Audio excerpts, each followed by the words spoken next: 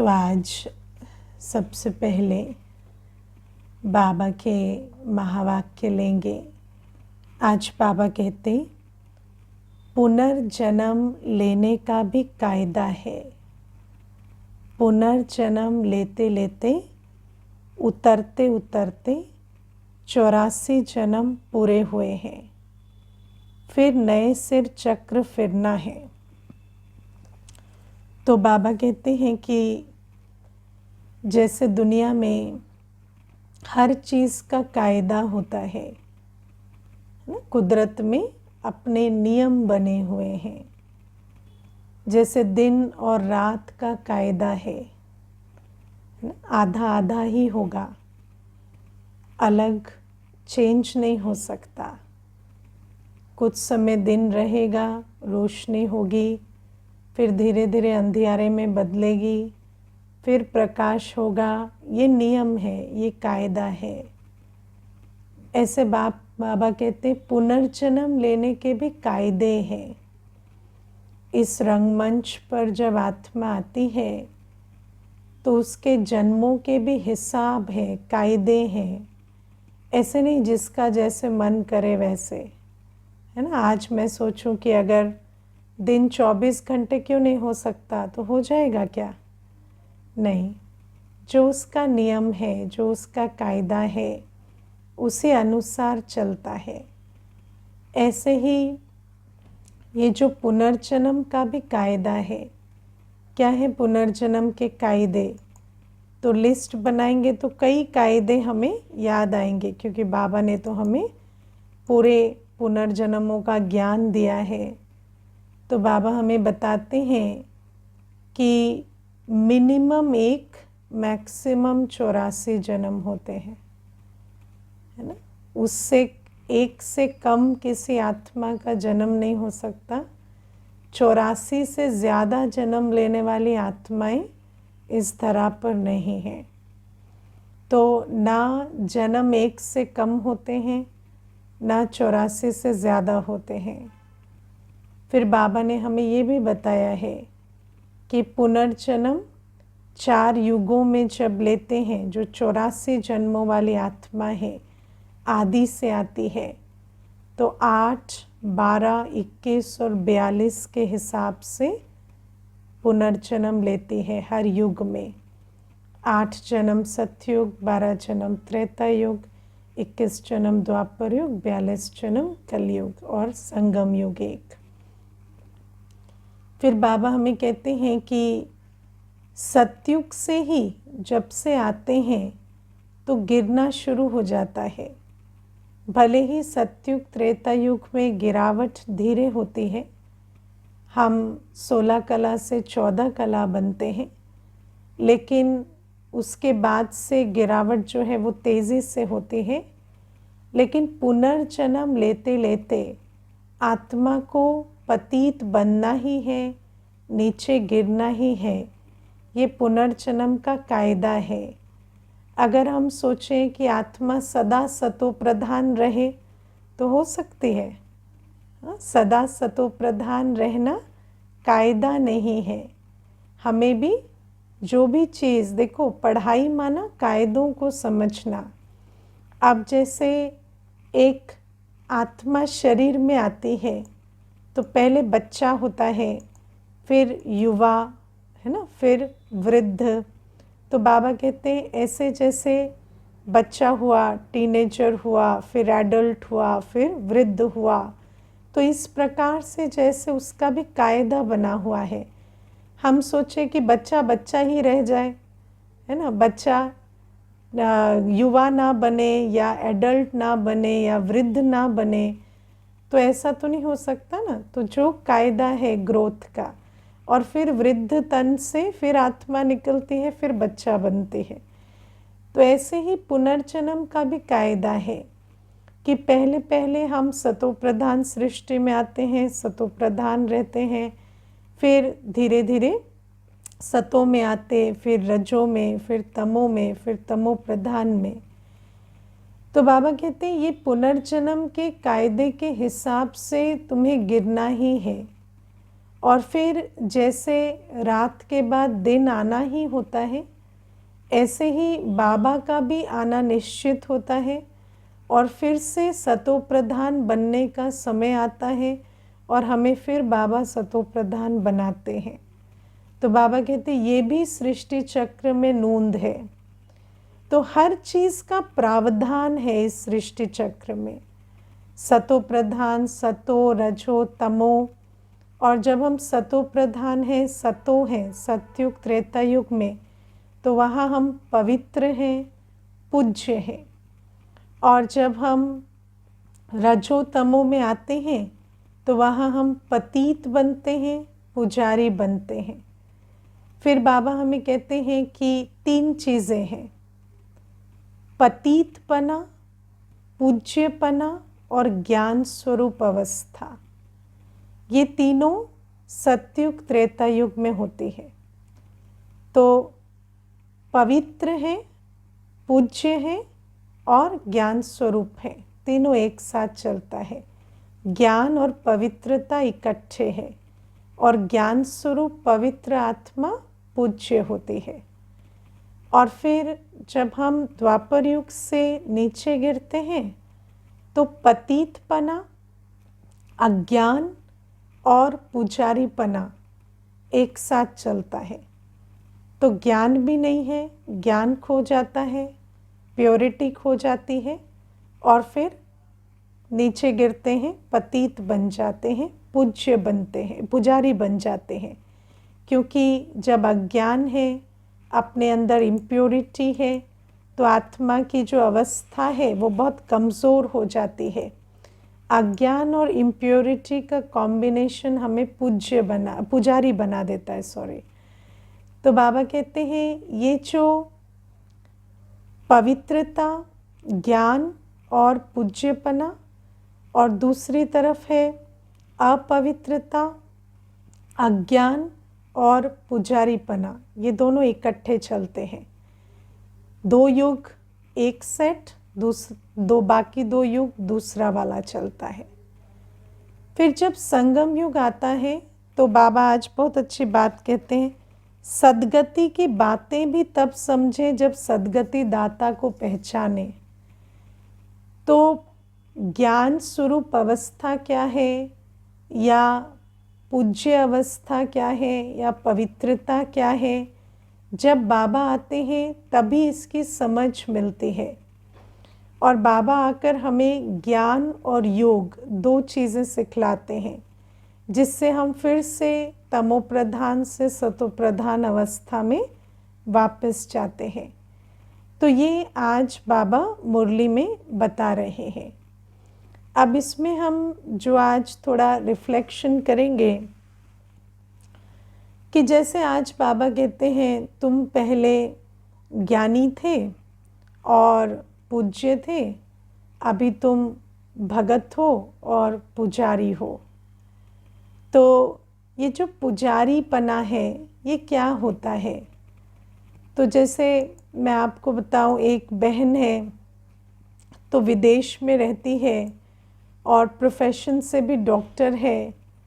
तो जब वो ज्ञान में आई तो मुझे कहती थी, मुझे कोई आप भक्ति की बातें समझाने की आपको कोई ज़रूरत नहीं पड़ेगी मुझे, क्योंकि मैं भगत नहीं हूँ, मैंने कभी भक्ति नहीं की है ना। तो व्यक्ति क्या सोचता है कि भक्ति माना क्या होता है, मंदिर जाना, व्रत रखना, पूजा पाठ करना, ये भक्ति होती है। और दुनिया में ज्ञान किसे कहते हैं? शास्त्र पढ़ना, वेद पढ़ना, उसे ज्ञान कहते हैं। लेकिन बाबा कहते हैं मंदिर जाना, व्रत रखना, तीर्थ करना, ये भी भक्ति है। शास्त्र पढ़ना, वेद पढ़ना, वो भी भक्ति है। और इसके अलावा भी बहुत कुछ भक्ति है जिसको हम भक्ति समझते नहीं हैं। तो आज हम भक्ति क्या है वो पहले अच्छे से समझेंगे।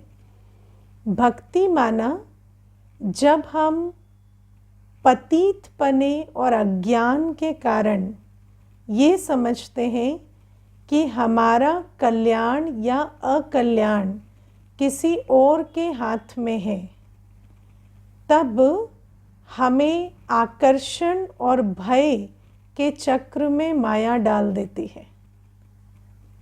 जब मुझे ये समझ आता है, मेरे अंदर ये बिलीफ सिस्टम आ जाता है कि मेरा कल्याण या अकल्याण कोई दूसरा करने की ताकत रखता है, तो वो जो बीज है कि मेरा कल्याण या अकल्याण कोई दूसरा कर सकता है, चाहे वो 5 तत्व हैं, चाहे सितारों की अरेंजमेंट है, चाहे कोई दूसरी आत्मा है, अगर हम इस बिलीफ सिस्टम के साथ चल रहे हैं तो इसका मतलब है वो भक्ति है।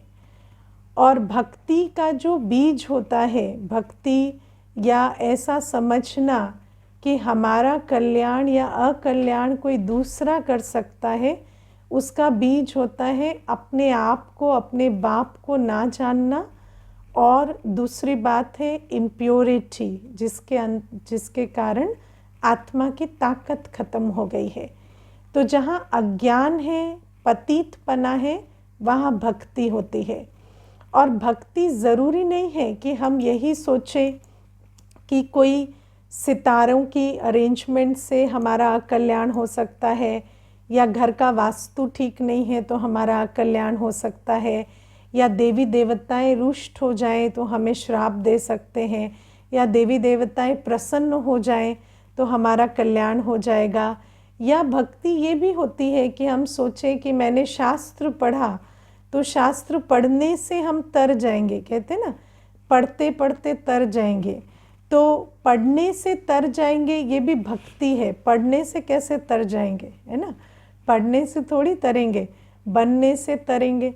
तो बाबा कहते हैं ये सब भक्ति है। इसके अलावा अगर मैं सोचती हूँ कि कोई धनवान है तो उसके कारण मेरा कल्याण हो जाएगा, कोई शक्तिशाली है, किसी के पास पॉलिटिकल पावर है, किसी के पास इकोनॉमिक पावर है, या कोई आत्मा जो है वो बहुत इमोशनली स्टेबल है तो उसके द्वारा मेरा कल्याण हो जाएगा, तो ये सब भी भक्ति है। या मैं सोचूं कि जिसके अंदर मोह है तो वो ये सोचता है कि इनकी अवस्था ठीक नहीं होगी तो मेरी अवस्था बिगड़ जाएगी, तो ये सब भक्ति है। तो बाबा कहते हैं कि ये जो भक्ति है इसका रूट क्या होता है, अज्ञान और पतितपना। और फिर जब बाबा आते हैं तो हमें ज्ञान और योग सिखलाते हैं। तो जितना जितना हम अपने आप को पहचानते जाते हैं, अपने बाप को पहचानते हैं, अपने गुण स्वरूप शक्ति स्वरूप में स्थित होते जाते हैं और योग के द्वारा पावन बनते जाते हैं, उतना हम पूज्य बनते जाते हैं, उतना हम ज्ञान स्वरूप शक्ति स्वरूप पूज्य अवस्था में जाते हैं। पूज्य अवस्था माना ना तो मेरा कल्याण अकल्याण किसी और से हो सकता है, इस भ्रम में रहते हैं। हम अपने कर्मों से ज्ञान स्वरूप पवित्र अवस्था से बाबा की श्रीमत पर चलकर स्व कल्याण भी करते हैं और विश्व कल्याण भी करते हैं। अब सबसे इंटरेस्टिंग बात क्या है कि कहते तो हैं हम कि पूज्य देवी देवताएं होते हैं, लेकिन वास्तव में आज बाबा ने बहुत अच्छी बात बताई कि इस समय तुम जो ईश्वरीय गुण धारण करते हो वही कल तुम्हारे संस्कार बन जाते हैं। तो देवता देवता कहलाते हैं, देवता माना देने वाला। लेकिन सतयुग त्रेता में देने की कोई बात नहीं होती, होती है क्या? सतयुग त्रेता में तो कोई खाली ही नहीं है। तो देवताएं देते नहीं हैं, लेकिन देवताओं का वो जो गायन है वो किन संस्कारों के आधार से होता है, जो हम इस समय संगम युग में बनाते हैं। और बाबा कहते हैं पूज्यपना एक्चुअली संगम युग में होता है। और संगम युग में क्योंकि बाबा एवर पूज्य जो है, बाबा के संस्कार हम आत्माओं में भरते जाते हैं। जितना जितना हम बाबा के द्वारा सुनते हैं, बाबा का ज्ञान हमारी बुद्धि में भरता है और बाबा से हम योग लगाकर हम जितना पावन बनते हैं उतना उतना क्या होता है कि हमारे इस ज्ञान बल योग बल से हम बाप समान कैरेक्टर बनाने लगते हैं। और आज बाबा ने उन कैरेक्टर्स की पूरी लिस्ट भी बताई है। क्या है वो कैरेक्टर्स? जैसे बाबा मददगार है, इस विश्व का कल्याण करते हैं, ऐसे हम भी विश्व कल्याणकारी बन जाते हैं। हम भी स्वीट बनते हैं, मीठे बनते हैं। हम भी सुखदाता बनते हैं, दुखहर्ता बनने लगते हैं।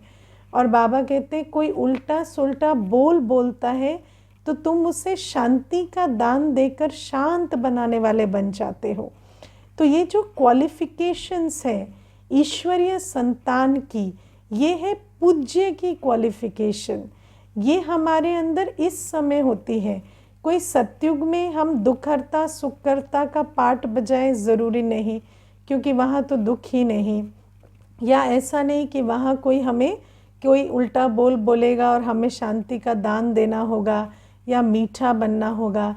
तो बाबा कहते हैं ज्ञान योग के बल से तुम इस समय पूज्य बनते हो।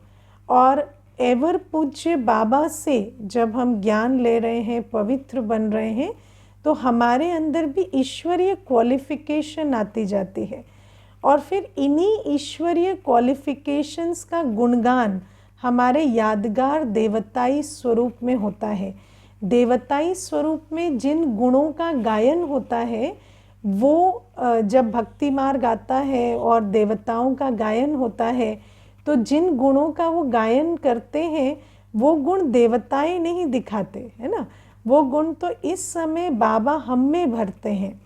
तो बाबा कहते हैं ज्ञान योग के आधार से तुम मांगने वाले से मददगार बन जाते हो, है ना। अभी तो हम जब भक्ति में हैं, जब हम अज्ञान में हैं, पतित हैं, तो हम कैसे होते हैं? हमें लगता है कि हमारी जीवन का कंट्रोल, हमारी सारी चीज़ों का कंट्रोल, हमारा कल्याण अकल्याण दूसरे के हाथ में है। लेकिन जब हम ज्ञान में आते हैं तो हमें पता चलता है कि नहीं, हमारी जीवन तो है ही हमारे कर्मों के आधार से। अनेकों की जीवन को भी बनाने वाले विश्व कल्याण करने की चाबी भी बाबा ने हमें प्रदान की है। तो बने हैं पुजारी से पूज्य, हाँ, भक्ति से ज्ञान में आ रहे हैं, क्योंकि हमें चेक करना होगा कि क्या सचमुच अभी भी हमें लगता है। क्योंकि देखो कई बार क्या होता है कि हम ये तो समझ जाते हैं कि हम पर सितारों का प्रभाव नहीं है, या हम पर कोई वास्तु काम नहीं करता, या कोई पत्थरों का प्रभाव नहीं है, या कोई देवी देवताएं नाराज़ हो जाए, या वो बात नहीं है, या हमें कोई पूजा भक्ति नहीं करनी, ये समझ आता है। लेकिन कई बार आप एक सिस्टम का हिस्सा होते हैं, कोई भी सिस्टम होगा, ऑफिस होगा, घर होगा। क्या आप समझते हैं कि आपका कल्याण तब होगा जब आप श्रीमत पर चलेंगे, या ये समझते हैं कि ये व्यक्ति प्रसन्न रहे, ये खुश रहे मुझसे, तब मेरा कल्याण होगा? या आप समझते हैं कि कोई आपसे नाराज़ हो जाए क्योंकि आपने श्रीमत पालन किया है ना, आपके कर्मों श्रीमत प्रमाण है, लेकिन फिर भी यदि कोई आप पसंद ना करे और नाराज़ हो जाए तो वो आपका अकल्याण कर सकता है? ऐसा भय है आपको? हाँ, कि ऐसा समझते हैं कि नहीं, हम अगर श्रीमत पर चलते हैं और हमारे कर्म श्रेष्ठ हैं और बाबा की, परिवार की, स्व की दुआएं हैं साथ में, तो फिर कोई ना हमारा भाग्य बिगाड़ सकता है, और ना ही अगर हम श्रीमत पर नहीं हैं तो कोई हमारा भाग्य बना सकता है। ये बात हमें बहुत समझ आनी चाहिए कि अगर हमारे जीवन में कुछ होना है तो वो होना है ज्ञान योग बल से। अगर किसी चीज़ की कमी है तो वो भी इसी कारण है क्योंकि अज्ञान है, पतितपना है। और शिव बाबा जो ज्ञान का सागर है और पतित पावन है, उन्हीं के द्वारा मेरी जीवन बदलेगी और मैं अनेकों की जीवन बदलने के निमित्त बनूंगा। तो बाबा कहते हैं ये जो ज्ञान और भक्ति का बेसिक डिफरेंस है, ये हमें समझना है। और बाबा कहते हैं जैसे सीज़न आएगी, है ना। जैसे बाबा ने कहा पुनर्जन्म का भी कायदा है, तो ऐसे ही जैसे दिन और रात का कायदा होता है, ऐसे ही जब तक बाबा ना आए तब तक पावन बनने का, पूज्य बनने का, ज्ञान स्वरूप बनने का पाठ नहीं खुलता। तो बाबा कहते तुम ही वो ब्राह्मण, ब्रह्मा मुख वंशावली ब्राह्मण हो जिनके पास अभी पूज्य बनने की अपॉर्चुनिटी है। बाकी तो पुजारी बनने के सिवाय कुछ कर नहीं सकते, क्योंकि उनके पास न ज्ञान बल है न योग बल है, ना उनको ये मालूम कि पावन कैसे बने, ना ये पता कि ज्ञान क्या है। आज बाबा ने बहुत अच्छे से इस बात को कहा ना मुरली में, यहाँ के बच्चे व बाहर के बच्चे कहते हैं कि योग कैसे लगावें, पतित से पावन बनने की युक्ति क्या है ना। दुनिया में सब जानते हैं कि योग से और पवित्रता से हमारे अंदर शक्ति आएगी। इसीलिए तो दुनिया में लोग इतनी मेहनत करते हैं। सन्यासी घर बार छोड़ के अपनी इंद्रियों को शीतल करने के लिए इतना दवाइयाँ खा के भी हठ योग करते हैं, और कितनी कोशिश करते हैं कि वो समझते नहीं है योग क्या है, तो फिर उसके लिए टांग पे टांग चढ़ा के घंटों बैठते हैं, खड़े होते हैं, कितने सारे आसन करते हैं। लेकिन बाबा कहते हैं वो जो ज्ञान और योग बल है जिससे तुम पवित्र बनते हो, शक्तिशाली बनते हो, वो तुम बच्चों को इस समय मिला हुआ है। और तुम इस समय ज्ञान योग बल से अपनी स्वस्थिति में स्थित हो सकते हो, स्व कल्याण कर सकते हो, विश्व कल्याण कर सकते हो, और उस आधार से तुम पुजारी से पूज्य बन सकते हो। तो बाबा कहते अब समय तो आ गया, लेकिन जैसे उस दिन भी समझा रही थी कि मानो सीज़न आ गई, लेकिन सीज़न में भी बीज बोएंगे तब तो पौधे उगेंगे ना तब तो फसल होगी। तो बाबा कहते ऐसे ही ये जो पुजारी से पूज्य बनने की सीज़न है वो तो आ गई, बाबा ले आए, लेकिन उस सीज़न में हम बच्चों को अब पहचान कर, क्योंकि अच्छा किसान भी कौन होता है, जिसको अक्ल हो, समझ हो कि अभी सीज़न आई है तो इसमें मुझे बीज बो के खेती कर लेनी है। तो बाबा कहते हैं अब तुम्हें समझना है कि ये जो संगम युग की सीज़न है ये पूरे कल्प में एक ही बार आई है, और अभी ही समय है कि हम पूज्य बने, और हमें अब अपने कर्मों से ज्ञान स्वरूप बनना है, योग बल जमा कर कर पवित्र बनना है, और अपने पूज्य स्वरूप में स्थित हो जाना है। और फिर बाबा हमें 4 निशानियां बताते हैं पूज्य स्वरूप की। क्वालिफिकेशन है ना, क्या है क्वालिफिकेशन? बाबा कहते दिल में आता है कि बाप जिससे हम विश्व की बादशाही लेते हैं उनका कितना मददगार बनना चाहिए। तो जो बच्चे पूज्य पने में स्थित होते जाते हैं उनके दिल में आता है कि मुझे बाप का मददगार बनना चाहिए, है ना। उनके दिल में ये नहीं आता कि बाप मेरी झोली भर दे। आज तक तो बाप मेरी झोली भर दे आता था ना, अभी आता है कि बाप ने तो झोली भर दी, अब मुझे बाप का मददगार बनना चाहिए। आप में से किस किस को ऐसे संकल्प आते हैं कि मुझे बाप का मददगार बनना चाहिए, कि अभी भी लेवता ही बने हुए हैं, देवता नहीं बन रहे?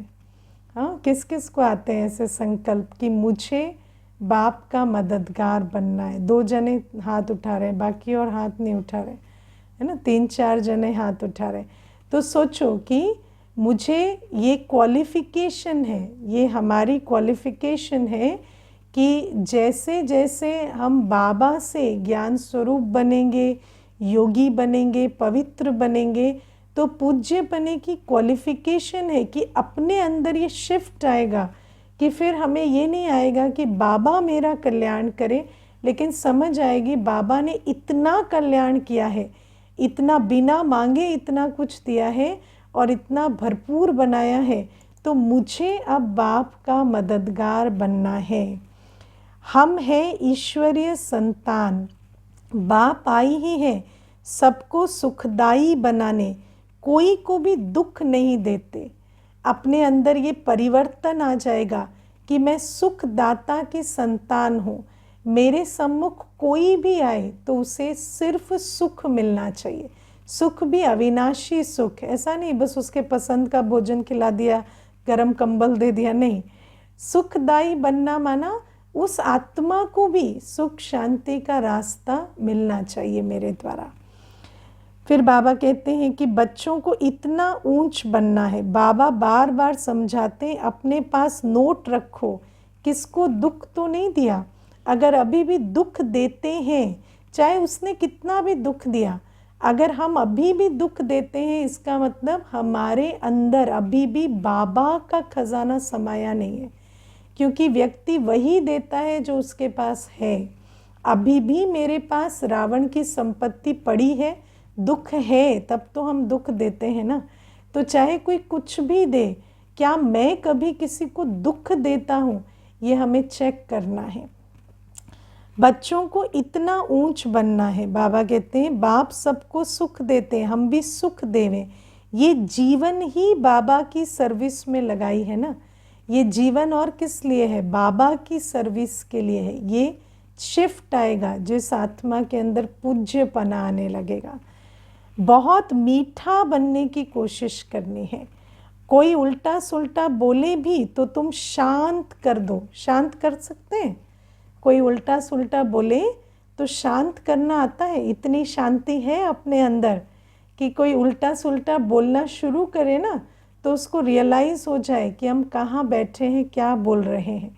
अपनी शांति की ऐसी वाइब्रेशन हो, ऐसी स्थिति हो कि उसको अनुभव हो कि ये राइट जगह नहीं है जहाँ हम ये बात कर रहे हैं, और उसके अंदर के संकल्प भी शांत हो जाए। आप कभी अपनी शांति में, स्नेह में स्थित होकर अगर बैठे हैं, कोई उल्टा सुल्टा बोलने भी आएगा ना तो वो शांत हो जाएगा। तो बाबा कहते ये क्वालिफिकेशन होती है। जैसे बाबा के लिए कहते थे ना कि बाबा के पास कोई बहुत ऐसे व्यर्थ संकल्पों में भी जाता था तो बाबा के पास जाते ही जैसे शांत हो जाता था। तो बाबा कहते हैं ऐसे क्वालिफिकेशन हम बच्चों में आ जाती है। जैसे भक्ति में वर्णन करते हैं ना कि मंदिर गए तो बहुत शांति मिली, तो ऐसे आप जहाँ बैठे हैं, मंदिर क्या होता है? जहाँ देवता बैठते हैं। तो हम जो पूज्य आत्माएं जहाँ बैठ जाएंगे ना, वहाँ जैसे ऐसा वायुमंडल हो जाएगा कि आत्मा को आते ही ऐसा लगेगा कि शांति मिली, शांत हो गए, सारे व्यर्थ संकल्प, व्यर्थ बोल समाप्त हो गए। तो बाबा कहते हैं कि ये तुम सबको शांत कर दो, सबको सुख दो, सबको सुख का रास्ता बताना है, शांति धाम सुख धाम के मालिक बनाना है। तो बाबा कहते हैं ये हमारी क्वालिफिकेशन होती है पूज्यपने की।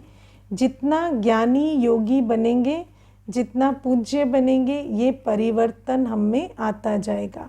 और देवताओं का जो गायन है, झोली भरने वाले, देने वाले, वो गायन का स्वरूप हम इस समय बन जाएंगे। और बाबा कहते हैं ये सारा कैसे होता है? सिर्फ अपने आप को रियलाइज़ करना, बाप को रियलाइज़ करना, अपनी भरपूरता को, अपने स्टेटस को रियलाइज़ करना।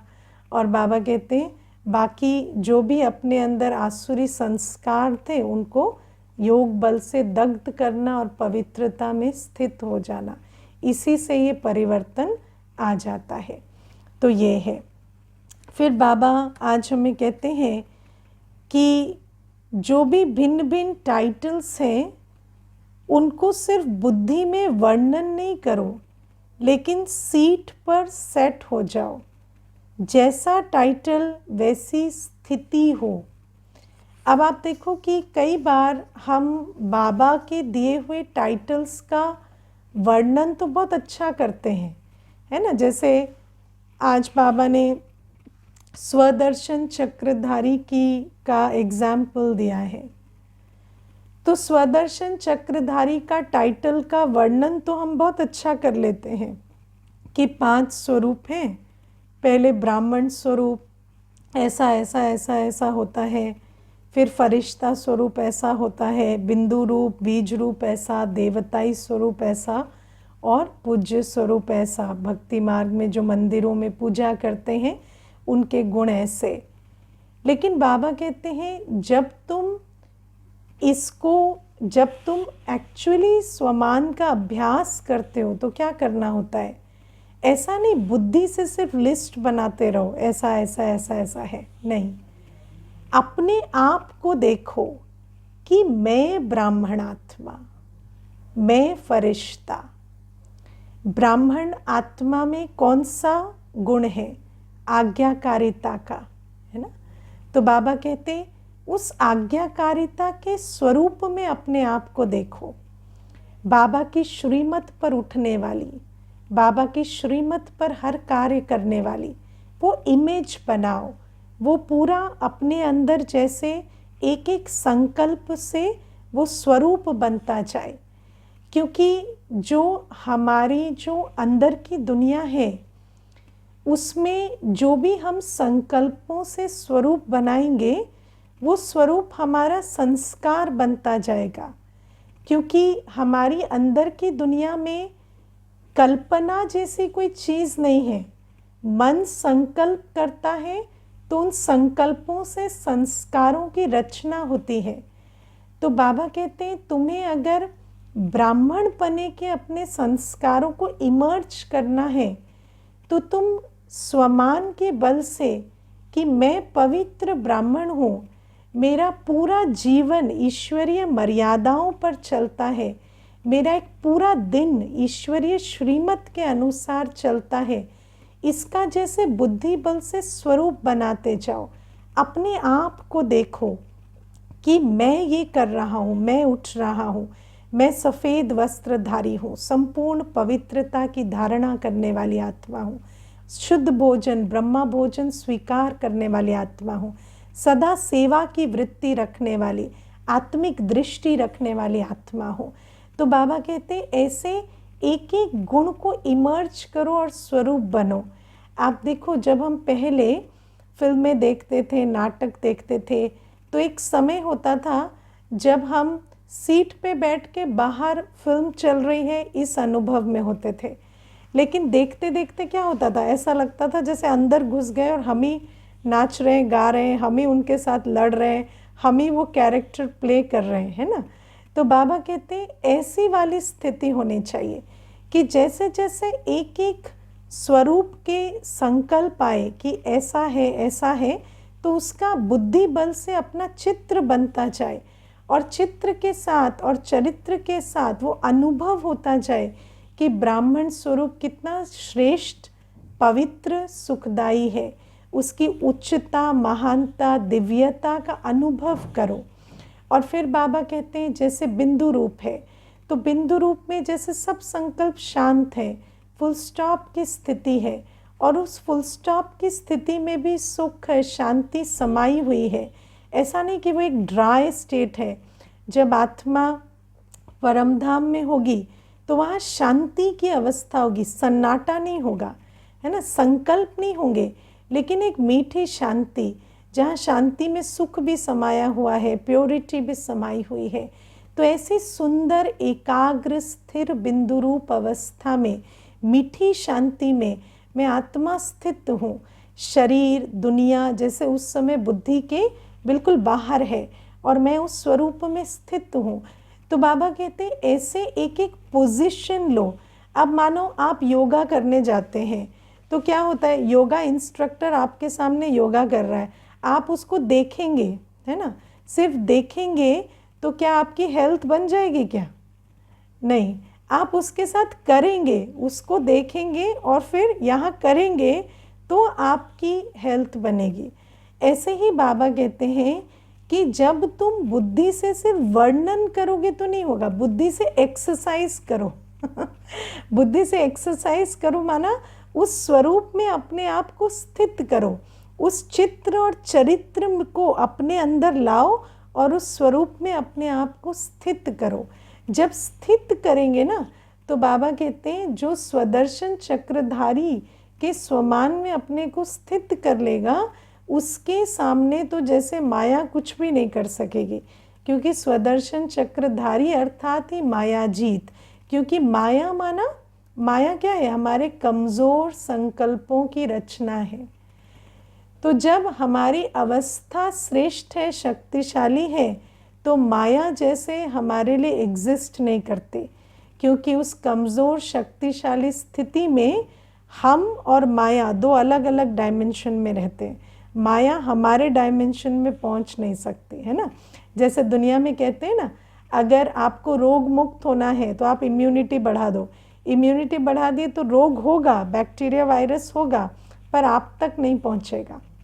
ऐसे ही बाबा कहते हैं माया रहेगी, लेकिन माया आपको वार नहीं कर सकेगी, क्योंकि आप स्वदर्शन चक्र फिराते फिराते स्थिति को ऊंचा बना चुके हैं। जैसे आप देखो, दुनिया में कोई चीज़ ऊंची जाती है, मानो एरोप्लेन है, हेलीकॉप्टर है, उड़ता है, तो उसके नीचे चक्र चलता रहता है ना, तो वो उड़ता है ऊपर और स्टेबलाइज हो जाता है।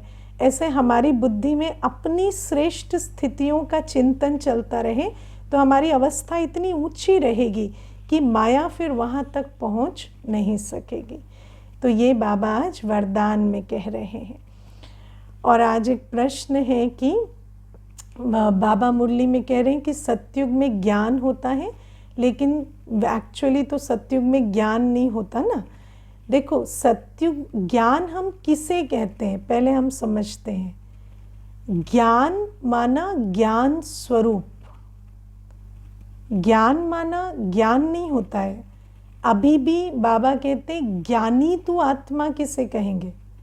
ज्ञानी तू आत्मा माना जिसकी मनसा वाचा कर्मणा ज्ञान स्वरूप है ना। ज्ञानी मतलब ज्ञान जानने वाले नहीं होते। मैं आपको एक बहुत इंटरेस्टिंग अनुभव सुनाती हूँ। मुझे ना एक बार एक माता ने आकर कहा, मेरे पति मुझे बहुत मारते हैं, तो आप उनको बुला के थोड़ा समझाओ ना कि वो मारे ना। तो मैंने कहा मैं बुला के थोड़ी समझा सकती हूँ, मैं बुलाऊंगी तो उसको लगेगा ना कंप्लेन हुई है उनकी। तो आप क्या करो, उनको किसी बहाने से भेज दो। तो भेज दोगे तो मैं कैसे भी टॉपिक निकाल के समझा दूंगी। तो उसने भेजा युगल को। तो जब वो युगल आए और बैठे तो मेरे कुछ भी बोलने से पहले उसने मुझे पूरी ग्रंथ साहिब सुना दी, कुछ नहीं छोड़ा। मतलब कोई श्लोक नहीं था, कुछ नहीं था जो उसने छोड़ा हो। पूरी की पूरी ग्रंथ साहिब उसने मुझे सुना दी विथ एक्सप्लेनेशन। और सच देखा जाए तो बहुत अच्छे से उसने सुनाया। फिर मैं भी सुनती रही। सारा सुनने के बाद मैंने उसको कहा, मैंने ना लोगों को बहुत अच्छी बातें और बहुत गंदे काम करते देखा है, आप उनमें से तो नहीं है। तो फिर वहाँ पर वो चुप हुआ और फिर उसने मुझे कहा कि, तो मैंने कहा देखिए, आप जब घर में उनको पीटते हैं आवाज़ यहाँ तक आती है पास में रहते थे। तो इसीलिए मैंने आज आपको देखा तो मेरे दिल में था, लेकिन आप इतना ज्ञान सुनाने लगे तो क्या है ना कि अच्छी बात है, आपको बहुत ज्ञान है। आपने जितनी बातें सुनाई मैंने तो बहुत ध्यान से सुनी, मैं उसमें से एग्जाम्पल भी दे दूंगी आगे। तो ऐसा नहीं है कि आपका ज्ञान कोई व्यर्थ गया। आपने सुनाया, हमने सुना, हमारे को भी कुछ सीखने को मिला। लेकिन आप जितने टाइम ज्ञान सुना रहे थे आपको दुआएं नहीं मिल रही थी। क्यों? क्योंकि मुझे आ रहा था कह ये रहा है, कर ये रहा है, कह ये रहा है, ऐसे कैसे कह रहा है, करता तो ये है। तो आप सोचो कि कितना ज्ञान है आपको, लेकिन एक दुआ आपने नहीं ली। क्यों? क्योंकि आपकी वाचा कर्मणा में कोई समन्वय ही नहीं है। अगर आपकी वाचा और कर्मणा एक नहीं है तो आप किसी को ज्ञान सुनाएंगे तो उसका सिर्फ यही संकल्प चलेगा, कर्त कहता ये है, करता ये है, उसको आपका ज्ञान नहीं सुनाई देगा। इसीलिए ज्ञान सुनाने के लिए भी आपको अपनी मनसा वाचा कर्मणा एक करनी पड़ेगी। तो बाबा हमें कहते हैं ज्ञानी माना जिसकी मनसा वाचा कर्मणा ज्ञान स्वरूप है। तो सतयुग में भी हमें ज्ञान नहीं होता कि आत्मा क्या है, परमात्मा क्या है, लेकिन हमारी आत्मिक स्थिति और बाबा के योग बल से जो हमने पवित्रता धारण की है वो हमारी मनसा वाचा कर्मणा में हम उसका स्वरूप होते हैं। इसीलिए आज बाबा ने कहा कि सतयुग त्रेता युग ज्ञान का युग है। क्योंकि जैसे मैंने शुरू में बताया कि दुनिया में पोथी पत्रे पढ़ने को भी ज्ञान समझते हैं, लेकिन वो तो भक्ति है, क्योंकि उस ज्ञान से हमारे अंदर कोई गुण नहीं आते। तो ज्ञान वो जो गुणवान बनाए। आज बाबा ने कहा ना, कैरेक्टर सुधारने वाला ज्ञान होता है, और ज्ञानी वो जिनके कैरेक्टर सुधरे हुए हैं। तो बाबा कहते हैं हम सतयुग त्रेता युग में ज्ञानी क्यों कहलाते हैं? क्योंकि हमारे कैरेक्टर सुधरे हुए हैं। ओके, ओम शांति।